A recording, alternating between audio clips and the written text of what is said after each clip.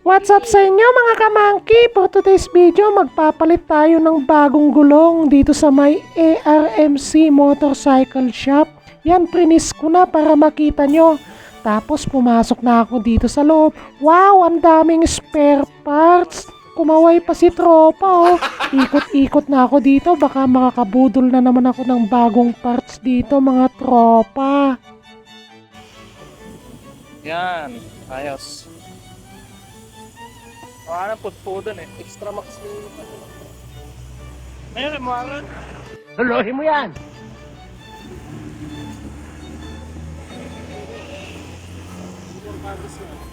Itong shop pala nila matatagpuan lang dito sa may Estubosa. Pwede kayong mag-sightseeing habang nag-aantay ng repair. Tapos may shop din sila sa may Shell. Tapat lang ng Motoposh mga guys. At ayun na nga mga guys. Ako na yung susunod. Katatapos lang ni Uncle eh. Uy, kunyari may stolen video si tropa oh. Uy, sana all. Sana all. At ayun na nga guys, sinisimulan na ni tropang Nelson na tanggalin yung tambucho para masimulan na matanggal na rin yung gulong. Sige, pitik-pitikin mo yan tropang Nelson para matanggal. Medyo na-stack up na rin kasi yan eh. At ayun na nga mga monkey, natanggal na yung tambucho. Ngayon naman, tinatanggal na niya yung swing arm ng ating click. Tropang Nelson oh, ang galing talaga. The best yan! Habang tinatanggal nila yung swing arm, sinilip-silip ko tong tambucho ko. Medyo makalansing na kasi to. 3 years ko na rin kasing gamit. Baka MT8 yan. Sweet! Sana all. MT8, baka naman.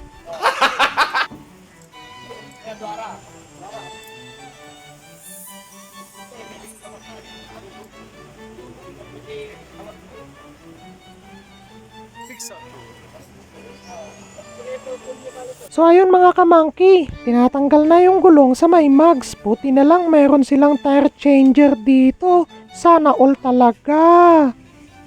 So ayun mga kamangki, hindi yata kinaya ng tire changer kaya minano-mano na lang nila. Dalawa sila nagtatanggal dyan.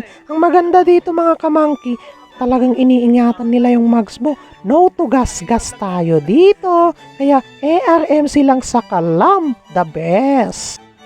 Habang tinatanggal nila yung gulong, namili na rin ako ng brake shoe para swabe yung preno. Yun, wala akong pambili ng branded eh. Yun guys, nililinis na rin ni paring Warren yung lagayan ng brake shoe para hindi maalikabok.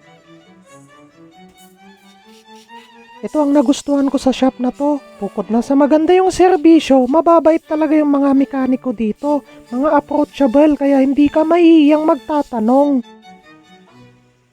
Tapos niyang linisan, syempre nilagyan na rin niya ng mga lubricants, mga grasa para swabe yung ikot ng gulong natin. Hindi malagatik, quick. Samantala, ito namang si paring Nelson, nilalagay na niya yung bagong gulong natin sa Max. Ayos no? Anti-gas-gas talaga dito. Talagang ingat na ingat sila. Paano masabi? Nakakabit na rin ni paring Warren yung brake shoe natin. Talagang double check sila dito. Hindi pwede yung pwede na.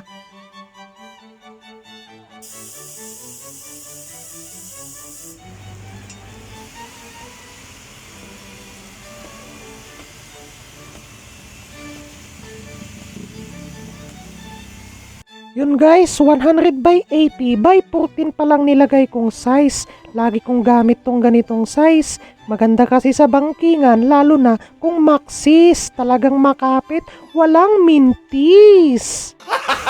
Sige, kahit.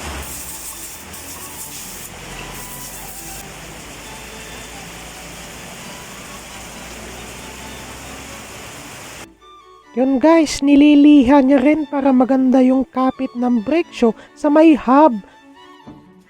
So yun mga kamangki, malapit na tayo matapos. Kinakabit na yung gulong sa may axle.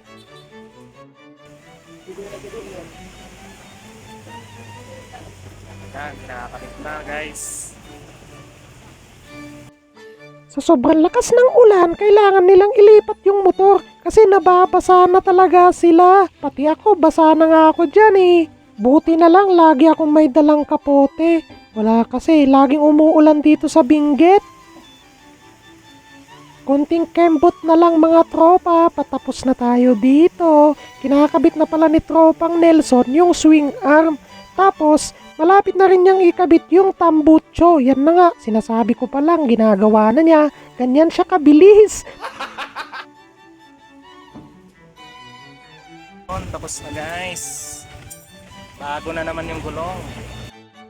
Siyempre, hindi mawawala, magbabayad na tayo. Naku, mukhang malaki yung damage ko dito ah. Sige, kumputin mo nga paring Nelson kung magkano lahat. Naku po, ang dami niyang pinipindot. Akalain mo, may sukli pa tayo? Another satisfied customer. Salamat paring Nelson. At saka sa kasama niya si paring Warren. So, anong iniintay niyo mga tropa? Bisita na sa shop nila, ARMC. Thank you!